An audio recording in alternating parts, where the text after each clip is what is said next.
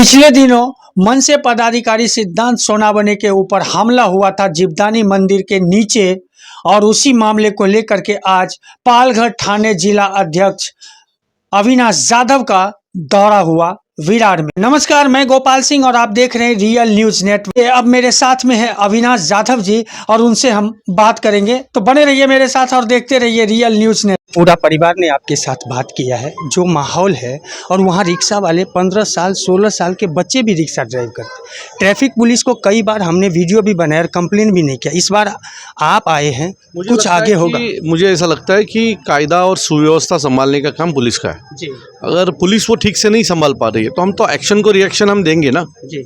अगर ये जो है कोई जो लालू फालू है उसके ऊपर कार्रवाई नहीं हुई तो फिर अगर हम लोग आए और हम लोगों ने कुछ किया तो उसकी जिम्मेदारी भी पुलिस की रहेगी। सोनावने आपने अगर हम लोग आपके पास न्याय मांगने आए तो आप हमें न्याय दीजिए। अगर आपसे नहीं हो रहा है तो फिर हम न्याय देने का ही काम करते हैं। 5 दिन, ये छठा दिन हो गया है, लेकिन अब तक उसकी गिरफ्तारी भी नहीं है और वो खुलेआम घूम रहा है। ऐसा सोनावने जी से बातचीत में भी हमें हुआ है। क्या 8 दिन हो गए हैं? अभी हम लोग बात करेंगे यहाँ के जो सीनियर पीआई है उनसे रिक्वेस्ट करेंगे कि पापा अगर वो जिस तरीके से आपने उसको छोड़ा है और वो यहाँ आके आतंक मचा रहा है सो अगर वो आतंक मचा रहा है और फिर अगर आप कुछ नहीं कर पा रहे हो और हमारे लोगों ने आके यहाँ कुछ किया तो उसकी पूरी जिम्मेदारी यहाँ के जो सीनियर पीआई उनकी रहेगी। Thank you sir. और देखिए, जिस दिन ये घटना हुई लगभग 8 दिन होने के लिए आया है, और वो जो रिक्शा ऑटो जो चला रहे थे वो ड्राइव कर रहे थे यही, और पीछे बैठा हुआ था सिद्धांत सोनावने। क्या हुआ था उस रात में जब मारा मारी हुई और सिद्धांत जी की जो ये अवस्था हुई है, तब आप रिक्शा ड्राइव कर रहे थे? हाँ सर, मैं रिक्शा ड्राइव कर रहा था। एक्चुअली क्या हुआ उस समय, जब रफ़ीक शेख और उसके जो लड़के लोग थे, सुबान अरमान, ये जो थे, इन लोग ने सब ने उसको मिलके मारा गणेश को। जब उसने मुझे कहा कि मुझे चक्कर आ रहा है तो मैंने उसको बताया कि चलो अपन हॉस्पिटल चलते या फिर चौकी चलते। तो उसने कहा नहीं, मुझे पहले घर पे लेके चलो, क्योंकि मेरे पापा को मुझे बताना है या मेरे घर वालों को मेरे फैमिली के पास लेके चलो, मुझे चक्कर आ रहा है। तो उन्होंने कहा कि मैं ठीक है। तो मैं वहाँ से निकले हम लोग, तो उसने शंकर मंदिर के यहाँ उन्होंने फिर से जो लालू था साबिर शेख, उसने हमारी गाड़ी रुकाई वहाँ पे, और गाड़ी रुका के फिर से गणेश को निकाल के उन लोग ने 10 12 15 जन रह गए। उन लोग ने रिक्शा में घुस के मारा। वो अलग निकाल के रास्ते पे भी गिरा के उसको मारा, खींचा तान कर रहे थे, मार रहे थे। और लालू के हाथ में कुछ तो था, चॉपर था शायद से, चाकू था, वो मैंने ठीक से देखा नहीं, बट इसको मालूम है। और इसको उसी ने मारा, शाबिर शेख है ना, उसने इस पे हमला किया उस चाकू से। फिर कोई तो उसके फैमिली मेम्बर आके उसके हाथ से कपड़ा से वो चाकू लेके, हाँ, वो निकल गया। फिर उसने कड़ा भी निकाल के उसके सर पे मारा। अच्छा, तभी आप साथ में थे, ड्राइव कर रहे थे, तो आपको भी मारा क्या? हाँ सर, मेरे पे भी उन्होंने मतलब मेरी कॉलर वगैरह पकड़ी थे। अच्छा। लेकिन उनका मेन टारगेट था सिद्धांत सोनावने।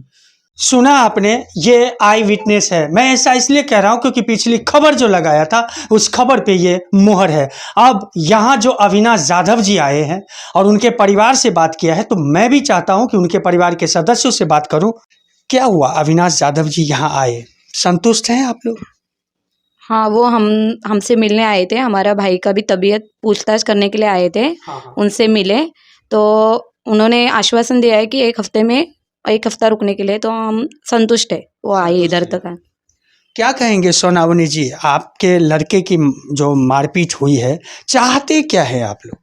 हम तो यही चाहते हैं कि हम लोगों ने एफआईआर किया है, पुलिस उसको अरेस्ट करे, उसको जो भी कानूनन सजा है सज़ा दे। लेकिन वो पुलिस बोल रही है जो कलम लगाए उसमें अरेस्ट नहीं हो सकता है।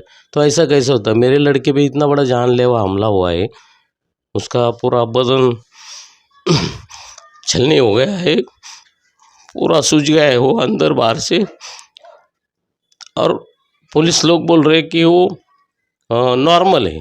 तो ये ऐसा नॉर्मल है तो पुलिस क्या ये सोच रही थी क्या कि जब ये मर जाएगा तब उस पर एक्शन लेंगे?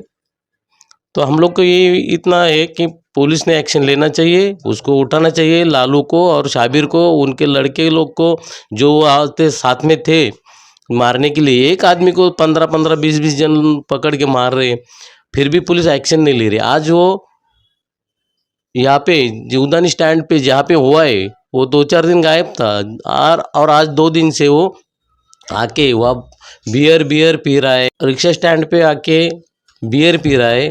और बियर पी के जब फार्म हो गया तो वहाँ जो रिक्शा वाले हैं कुछ लोग उनको बोला, हाँ मैंने मारा है, मेरा क्या उखाड़ा इन लोगों ने, मेरा क्या उखाड़ेगी, ऐसा बोल रहा है। यानी ये तो पुलिस को भी चुनौती हो गई और मनसे वाले हम लोग को भी चुनौती हो गई। लेकिन आज हमारे जो जिला अध्यक्ष, ठाणे पालघर जिला अध्यक्ष है और मनसे के नेता भी हो, सन्मान्य अविनाश दादा जाधव साहब, वो आए, उन्होंने और उनके साथ में आरिफ भाई शेख जो महाराष्ट्र वाहतूक सेना के उपाध्यक्ष हैं, वो आए।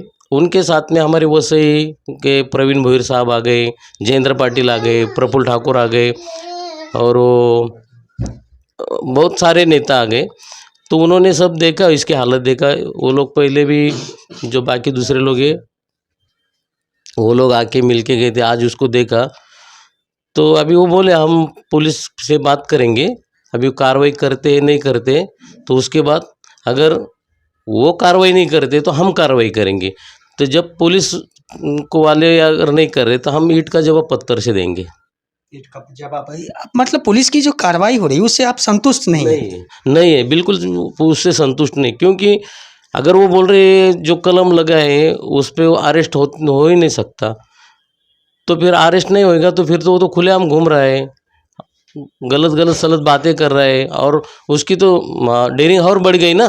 तो जो हमारे लड़के के साथ हुआ है, ऐसे ही घटनाएं वहाँ 10 सालों से हो रही है। दोस्तों, भावुक होना, एग्रेशन होना ये लाजमी है आम लोगों की, लेकिन जिस तरह की घटना जीवदानी के पावन धरती पे हुई है, इस घटना पे अगर लगाम नहीं लगती है तो वाकई विरार शहर पुलिस पे भी अंगुली उठेगी और उसके विरार पुलिस के लिए भी एक अलग ही बात होगी। आपको क्या लगता है? आप अपना कमेंट्स बॉक्स में राय ज़रूर लिखें और हमारे रियल न्यूज़ नेटवर्क को लाइक, सब्सक्राइब और शेयर करना ना भूलें।